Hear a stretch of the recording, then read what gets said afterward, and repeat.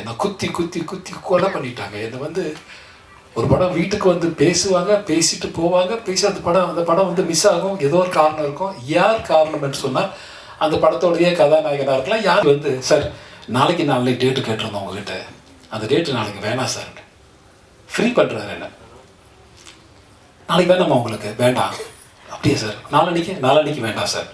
So nice, thank you.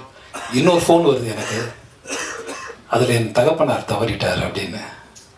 So அவர் எவ்வளோ சினிமாவை நேசிச்சிருக்காரு. அவருடைய சாவுக்கு நான் போகணுன்றதுக்காக எனக்கு 2 hours முன்னாடியே என்னை வந்து சினிமாவிலேருந்து என்னை வந்து ரிலீவ் பண்ணிவிட்டு 2 daysக்கு அவர் டெட் பாடி கூட இருக்கணுன்றதுக்காக 2 daysக்கு எனக்கு ஷூட்டிங்கே என்னை விட்டுட்டு என்னை விட அதிகமாக நேசித்தவர் என்னுடைய தகப்பனார் என்று எனக்கு தெரிகிறது. என்னோட அதிகமாக நேசித்தவர் எங்கள் அப்பா. இவன் இருந்தால் இந்த இந்த திரையுலகம் நன்றா, நான் இன்றைக்கு நடிகராக நிற்கிறேன் என்று சொன்னால் அதற்கு அப்புறம் ஒரு காரணம்.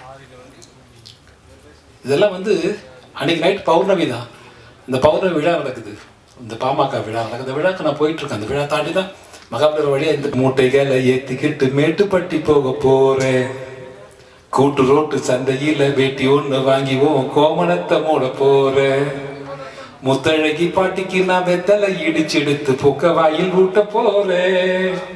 10 ரூபா டிக்கெட்டுல பட்டணத்து சினிமா மொத்தத்தையும் காட்ட போறேன்.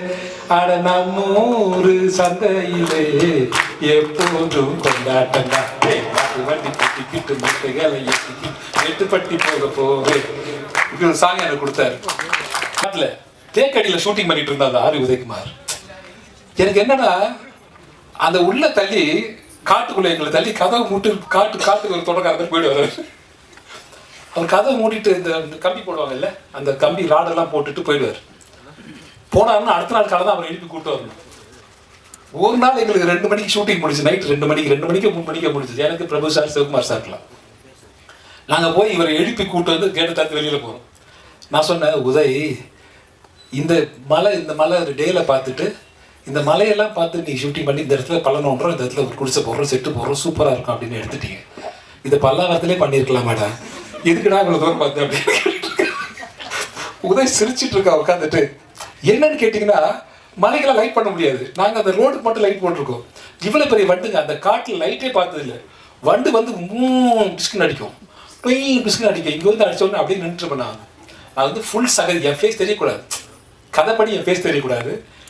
என் ஃபேஸ் தெரிஞ்சுன்னா ஹீரோக்கு என்ன யாருன்னு தெரிஞ்சிடும். அவர் தண்ணியில் முக்கி எடுக்கும்போது அதை பேட்ச் ஒர்க் பண்ணிட்டு இருக்கா. எங்கள் திருவள்ளூரில் வந்து ஒரு இடத்துல பேட்ச் ஒர்க்